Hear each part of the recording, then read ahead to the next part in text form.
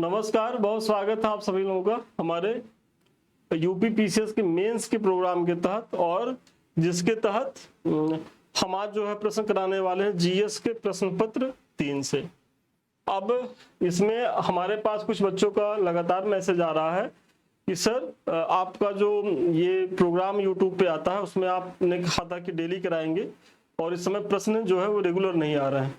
तो मैं आप लोग के इन्फॉर्मेशन के लिए बता दूं, चूंकि वो कमिटमेंट हमारा 3-3.5 महीना पहले मैंने किया था और मुख्य परीक्षा के लिए किया था, और उसमें मैंने कहा था कि 15 जून तक जो है हमारा ये प्रयास है कि हम बहुत महत्वपूर्ण प्रश्न यहाँ कराएं। तो वो मेरा पूरा हो चुका है, और अब जो है आएगा ऐसा नहीं है, लेकिन चूंकि जिन बच्चों को मुख्य परीक्षा देना है वो अपनी तैयारी में पूरी तरीके से लग गए हैं, अब एकदम अंतिम चरण में है उनकी चीजें। और समृद्धि टीम यदि आप देखे होंगे तो करीब करीब 150 से ज्यादा प्रश्न मैंने और अच्छे प्रश्न कराए हैं यहाँ से, और मुझे बहुत भरोसा है कि इन प्रश्नों में से बहुत ज्यादा जो मुख्य परीक्षा देंगे उन बच्चों को इससे लाभ भी मिलेगा। तो अब हम उस बंधन से मुक्त हैं, लेकिन फिर भी चूंकि आप लोग हमारे चैनल को इतना स्नेह दे रहे हैं, हमको इतना स्नेह दे रहे हैं, तो हमारा भी ये दायित्व है कि हम आप लोगों की अपेक्षाओं पर खरे उतरने के लिए इस तरीके का प्रयास करते रहे। तो उसी के तहत ये वीडियो ऐसा नहीं है कि डेली यदि नहीं आ रहा तो ये बंद हो गया, बंद नहीं होगा। बस ये है कि इसकी चीजें घट जाएंगी। अब जो हमारा डेली 2 आता था, अब ये सप्ताह में 2 आएगा, एक मंडे को आएगा और एक फ्राइडे को आएगा, जहां हम आपसे जो महत्वपूर्ण प्रश्न होंगे उनसे डिस्कस करते रहेंगे। और चूंकि हमारा मुख्य परीक्षा को लेकर के बैच भी चल रहा है, तो यदि आप, क्योंकि एक चीज जान लीजिए कि YouTube पे हम कितना कराएंगे, एक लिमिट तक ही 100-150, लेकिन हमारा जो मुख्य परीक्षा का बैच है वहां तो हम डेली आपको 2 क्वेश्चन 4 क्वेश्चन जितना भी आपकी इच्छा लगे उतना हम करा रहे हैं। तो आप हमारे बैच को ज्वाइन करिए, वहां आपको ज्यादा लाभ मिलेगा। और आज का जो हमारा प्रश्न है कि आर्टेमिस कार्यक्रम क्या है, आर्टेमिस समझौते पर हस्ताक्षर करना भारत की महत्वाकांक्षा को किस प्रकार आगे बढ़ाता है। 12 अंक का प्रश्न है, और ये आपके साइंस टेक का प्रश्न है, पेपर 3 से है ये। तो आइए देखते हैं। और आगे बढ़ने से पहले एक छोटी सी सूचना, वही जिसके बारे में मैंने आपसे अभी चर्चा करी है, कि यदि आप मुख्य परीक्षा को लेकर के उत्सुक है, और होना भी चाहिए, यदि आप यूपीएससी या पीसीएस की तैयारी में हैं तो सबसे महत्वपूर्ण होता है इसमें मुख्य परीक्षा। यदि आपकी मुख्य परीक्षा की तैयारी नहीं है तो प्रीलिम्स तो आप 3-4 महीना कस के पढ़ेंगे, पास हो ही जाएंगे। तो प्रीलिम्स पास होते रहिए, प्रीलिम्स और मुख्य परीक्षा फेल होते रहिए, मतलब प्रीलिम्स का रिकॉर्ड बना लीजिए। लेकिन अगर आप मुख्य परीक्षा फेल हो जा रहे हैं तो उस प्रीलिम्स के पास होने का कोई मतलब नहीं है, मतलब आप शून्य के शून्य पर रह गए। अगर शून्य से शिखर पर जाना है तो उसके लिए आपको करना क्या होगा, तो आंसर राइटिंग मस्ट है। मतलब आंसर राइटिंग एक ऐसी स्किल है कि बिना इसके मुख्य परीक्षा में आप बहुत अच्छा परफॉर्म कर ही नहीं सकते। और यहाँ हमारी यही प्रयास है इस बैच के माध्यम से, जो हमारा मेंटरशिप बैच है। इसमें क्या है कि सबसे पहले तो हमारे जो मेंटर्स हैं इसमें हम भी शामिल रहे हैं, हम लोग मिल करके आपके साथ 24 घंटा जुड़े रहेंगे। आपकी कोई क्वेरी होगी, कुछ भी आपको जानना होगा, आप फोन करके हमसे बात कर सकते हैं, मैसेज के द्वारा बात कर सकते हैं, या हमारे संस्थान में आकर के हमसे बात कर सकते हैं यदि आप दिल्ली के आसपास के हैं तो वो होगी। दूसरी चीजें, यहाँ हम डेली आपको प्रश्न देंगे, और ये प्रश्न 2 तो एटलीस्ट आपको करने ही करने हैं, और आगे आपके क्षमता के ऊपर डिपेंड करेगा कि आगे आप कितना कर सकते हैं। अगर 4-6 जो भी लेना चाहें आप कर सकते हैं। आपको प्रश्न दिया जाएगा, इस तरीके से आप लिख करके भेजेंगे, प्रॉपर वे में हम मार्किंग करेंगे, जो भी कमी रहेगी वो बताएंगे। अगर आपका आधा नंबर भी मैंने काटा है तो क्यों काटा है, देखिए यहाँ है, तो पूरा मैंने पेज भर के कमेंट किया है, और वो मैं करता भी रहता हूँ। जो बच्चे हमारे मेंस प्रोग्राम से अभी जुड़े हैं, या जो अभी हमारा आखिर बार जो मेंस पार्ट जो सीरीज सफलतापूर्वक संपन्न हुआ, तो उसमें वो बच्चे जान नहीं होंगे, तो पूरा कमेंट करते हैं, और जब सबकी कॉपी चेक हो जाती है तो सेम डे ही, मतलब ये सारी प्रक्रियाएं सेम डे ही होती हैं। मतलब आप लिख करके भेजेंगे, आपकी कॉपी का मूल्यांकन होगा, फिर जो भी मार्किंग होगी, जो भी आप नंबर पाए रहेंगे वो बताया जाएगा, और कैसे आप अपने नंबर को इंप्रूव करें। हमारा जोर उस पर रहेगा कि आखिर आप क्या ऐसी चीजें डालें, मतलब आपकी कमी कहाँ है, भूमिका में आप गड़बड़ कर रहे हैं, कि निष्कर्ष नहीं अच्छा लिख रहे हैं, कि आंसर का फॉर्मेट नहीं सही है, कि तथ्य तर्क का प्रयोग नहीं कर रहे हैं, मतलब क्या कमी है वो तो हम बताएंगे। बताएंगे ही बताएंगे, साथ ही साथ मॉडल आंसर भी देंगे कि जो हम कमेंट कर रहे हैं और जो मॉडल आंसर, इसको मिला करके आप अपने उत्तर को 100% जो है वो समृद्ध बना लीजिए। तो ये हमारा प्रयास है।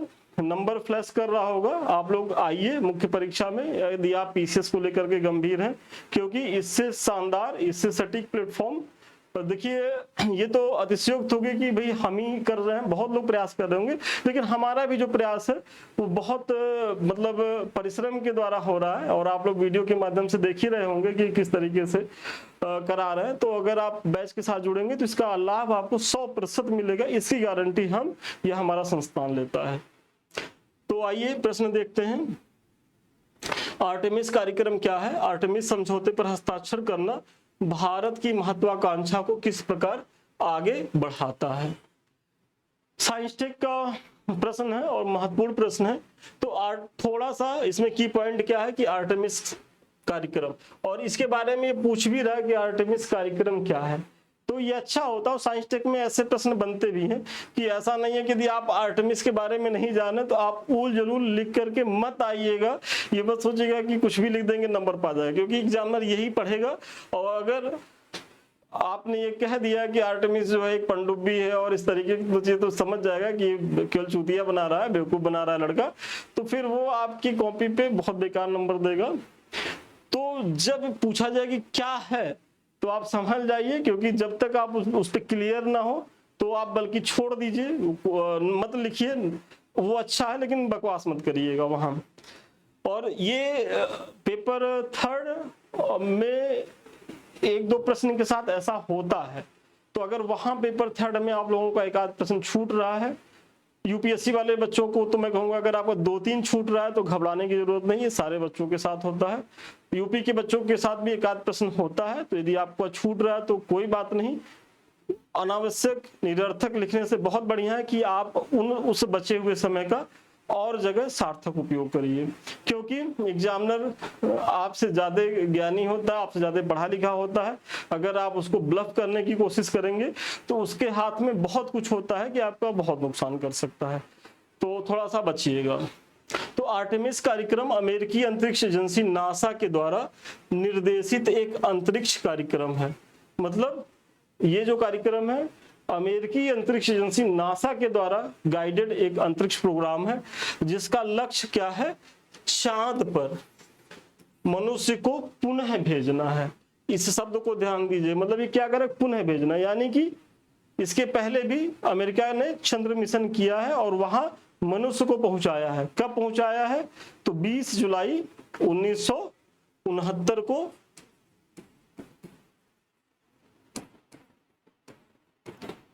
अपोलो मिशन के द्वारा, और फिर नासा के द्वारा पुनः प्रयास किया जा रहा है। और इसी पे आपका प्रश्न है, जिसका लक्ष्य चांद पर मनुष्य को पुनः भेजना है, वहां मनुष्यों की अस्थायी उपस्थिति की संभावनाओं की तलाश करना है। मतलब पहली बार जब 1969 में जो चंद्र मिशन गया था, जिसमें नील आर्मस्ट्रांग गए थे, तो उसका उद्देश्य केवल था कि भाई चंद्रमा पे जाइए, देखिए उसका वातावरण कैसा है। अब वहां से चूंकि उसके बाद बहुत से चंद्र मिशन गए, हमारा भी अपना चंद्रयान पहुंच गया, भारत का भी। तो ऐसे में अब और यहाँ की जो यथास्थिति है, आए दिन लोग क्या, अब तो जो देश हैं बड़े बड़े वो लड़ झगड़ रहे हैं, और चूंकि न्यूक्लियर वेपन की भरमार हो रही है, तो कहीं युद्ध में अगर न्यूक्लियर वेपन चला तो फिर पृथ्वी का तो समूल विनाश तय है। तो ऐसे में जो कुछ साइंटिस्ट हैं या जो बुद्धिजीवी, उनको लगता है कि अब पृथ्वी जो है रहने योग्य नहीं बची है, तो क्यों ना जो है हम अपना आशियाना चांद को बनाएं। तो वही प्रयास किया जा रहा है। और चूंकि अमेरिका एक तकनीकी रूप से तो उन्नत देश है ही है, साथ ही साथ वहाँ वित्त की भी समस्या नहीं है, और एलन मस्क जैसे भाई बड़े बड़े उद्योगपति भी हैं जो इसमें बहुत ज्यादा फंड भी लगा रहे हैं, और वो सार्वजनिक तौर पे कह भी रहे हैं कि अब जो है चंद्रमा की तैयारी करिए, कि मतलब कुछ समय के बाद ये होगा कि जैसे हम अपने रिलेशनशिप में जाते हैं तो अब कुछ हमारे रिश्तेदार चंद्रमा पे होंगे और हमको वहां भी न्योता में या किसी चीज में जाना होगा, तो ये हुआ कि जब बात होगी तो कहाँ गए तारे, तो चंद्रमा पे गए हैं। तो वो दिन दूर नहीं होगा। पहले तो होता था कि भाई चंदा मामा थे, वो दूर की कौड़ी थे, अब तो मनुष्य पहुंच ही रहा है, मनुष्य के इक्विपमेंट्स पहुंच रहे हैं। तो वही है कि भाई वहां हम इस बार जो मनुष्य जो मानव मिशन भेज रहे हैं, उसका उद्देश्य क्या है कि वहां स्थायी रूप से रहने की संभावनाओं की तलाश करना है।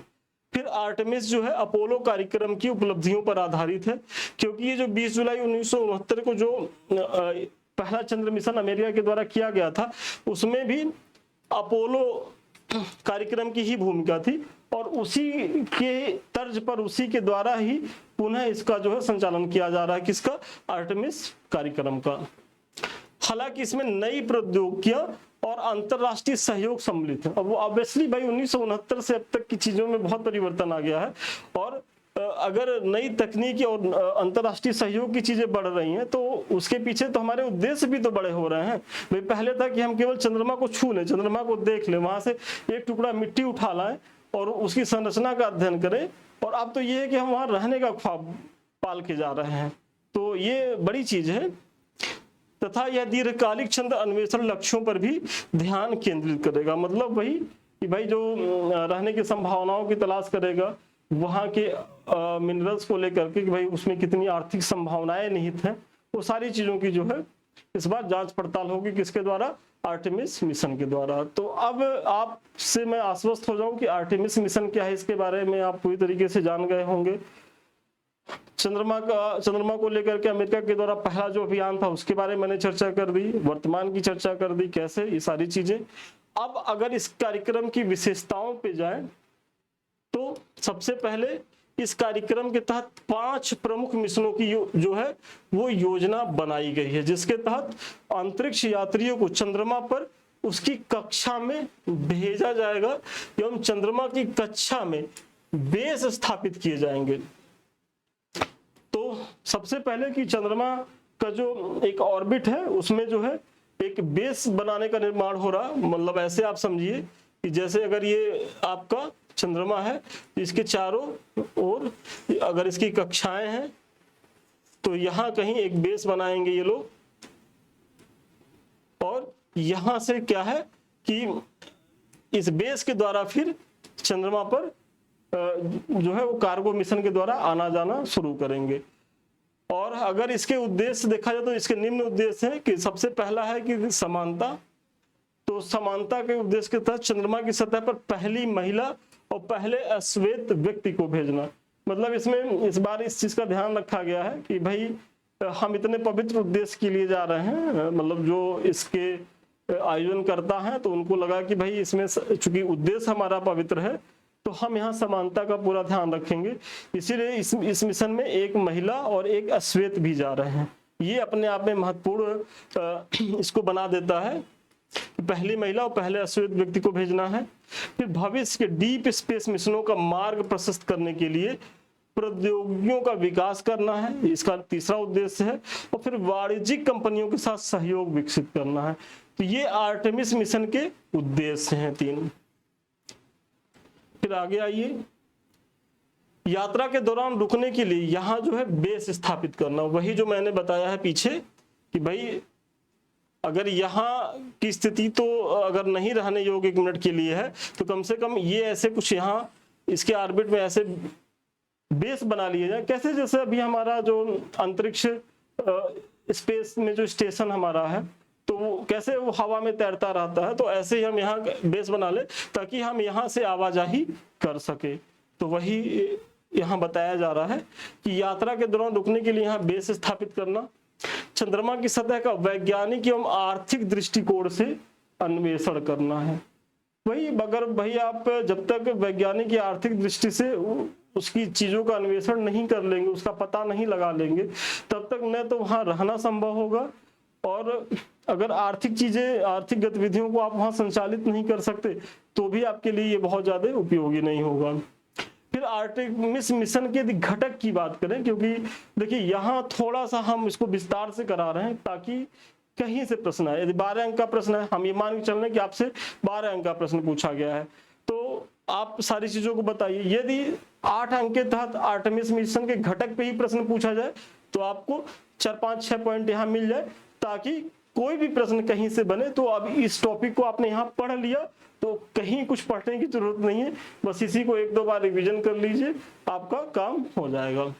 तो अगर इसे घटक को देखेंगे तो सबसे पहला है इसका ओरियन अंतरिक्ष यान। यह अंतरिक्ष यान यात्रियों को पृथ्वी से चंद्रमा की कक्षा में ले जाने वाला एक कमांड मॉड्यूल होगा। मतलब पृथ्वी से चांद की कक्षा में जो है ले जाने वाला कौन सा यान है? ओरियन अंतरिक्ष यान है। फिर एक बनेगा लूनर गेटवे। मतलब अगर ये है ना कि ये मून है और ये इसकी कक्षा है, तो अब और ये आपका अर्थ है, पृथ्वी। तो अब यहां से यहां तक ये कौन पहुंचा देगा? ओरियन अंतरिक्ष यान। अब आप चंद्रमा की कक्षा में आ गए, अब इसके अगला प्रयास कौन करेगा? तो लूनर गेटवे करेगा। लूनर गेटवे का क्या काम है कि ये चंद्रमा की कक्षा में स्थापित एक अंतरिक्ष स्टेशन होगा। वही जो मैंने पीछे चर्चा करी कि ये कक्षा और यहाँ एक अंतरिक्ष स्टेशन होगा। जैसे वर्तमान में जो स्पेस में अंतरिक्ष स्टेशन है कि जहाँ देश दुनिया के अंतरिक्ष यात्री रुकते हैं, अन्वेषण करते हैं, पृथ्वी की गतिविधि का पता लगाते हैं, खगोलीय घटनाओं का विवरण देते हैं, तो सारी चीजें हम यहाँ जो बेस बनाएंगे। इसका क्या काम रहेगा कि चंद्रमा की गतिविधियों का जो है वो अध्ययन करेगा और एक स्टॉपेज का काम करेगा कि हम यहाँ जो है रह सकते हैं।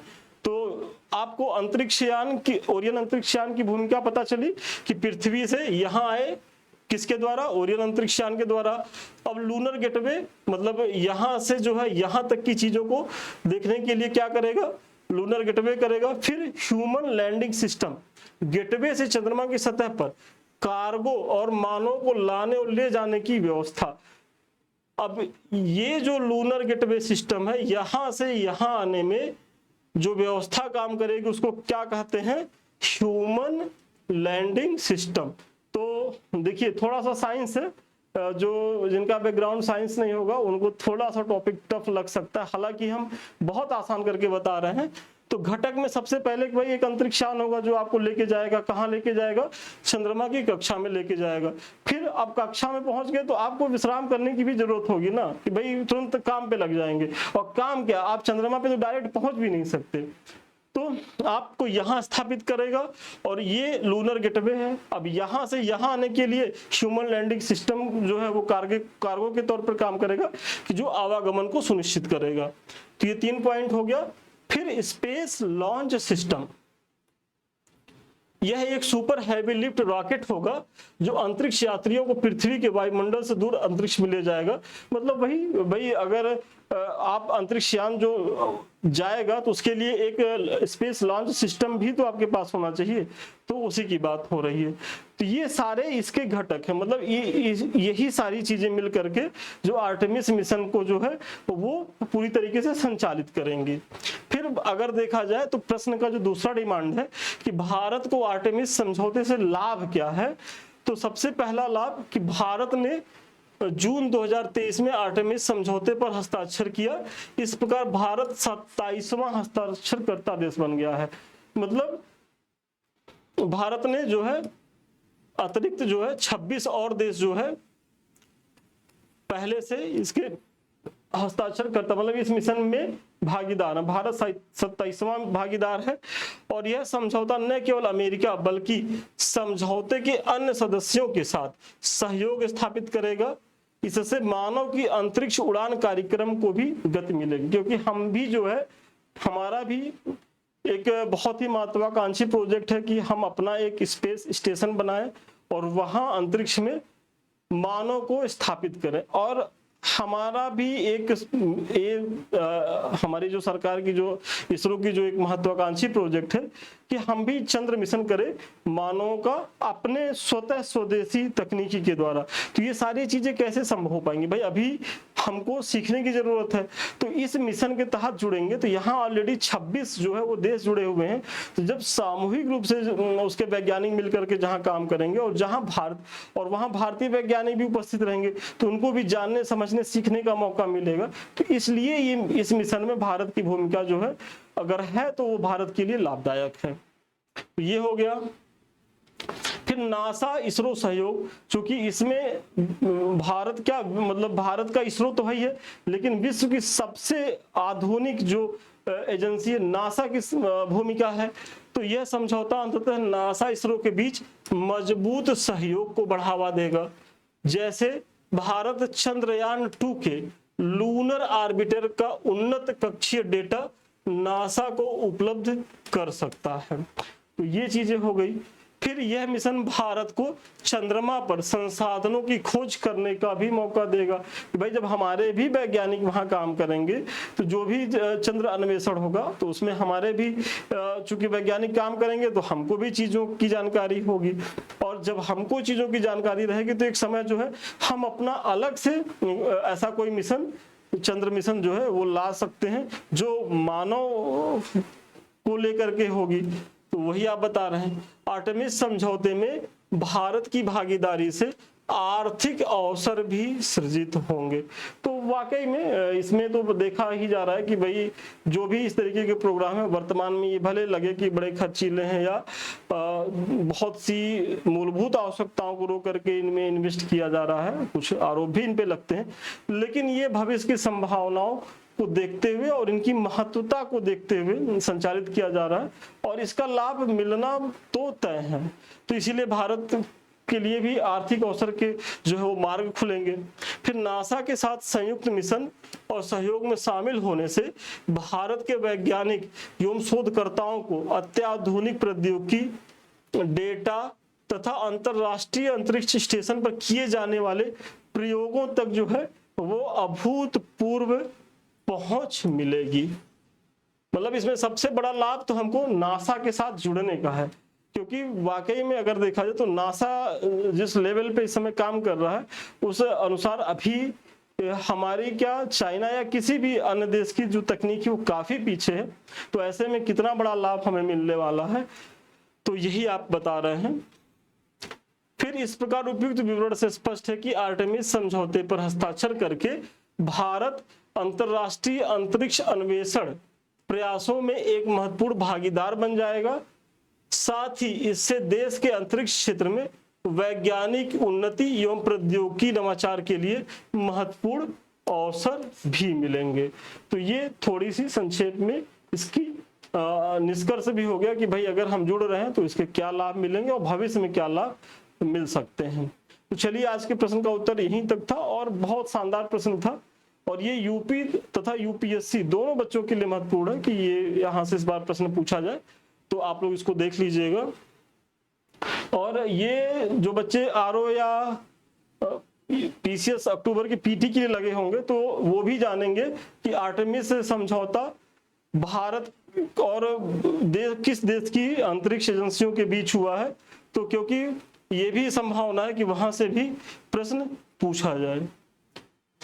तो चलिए आज के प्रश्न का उत्तर खैर यहीं तक था, लेकिन कुछ महत्वपूर्ण सूचनाएं हैं। सबसे पहले तो ये हमारा टेलीग्राम है, यदि अभी तक आप लोगों ने इसको ज्वाइन नहीं किया हो तो ज्वाइन करें, क्योंकि है क्या कि यहाँ से आपको जो सूचना मिलेगी वो सबसे पहले मिलेगी। यहाँ आपकी भी कुछ क्वेरी रहेगी, आप पूछेंगे हमारे एडमिन से, हमारे द्वारा तुरंत आपको जो है सूचना प्रदान कराई जाएगी। साथ ही साथ जो हम पढ़ा रहे हैं उसका मॉडल आंसर भी मिलेगा। जो अभी हम आरओ का प्रोग्राम ला रहे हैं उसका तो सारा पीडीएफ हम वहां डलवा देंगे, आप उसको वहां से चीजों को लेकर के पढ़ सकते हैं। ये हमारे यूट्यूब चैनल है दो, एक तो समृद्धि आईएएस का, दूसरा संदीप मिश्रा ऑफिशियल। यदि अभी तक आप लोगों ने इसे सब्सक्राइब नहीं किया हो तो सब्सक्राइब करें, लाइक करें, शेयर करें। ये दोनों आप ही के चैनल है और इन्हें आप ही को आगे बढ़ाना है। और यदि आपको हमसे बात करनी हो या हमारे किसी बैच से जुड़ना हो तो 7303307507 पे आप संपर्क कर सकते हैं। तो चलिए आज के लिए इतना ही, पुनः मिलते हैं नए वीडियो में नए क्लास के साथ। तब तक के लिए धन्यवाद, शुभकामनाएं आप।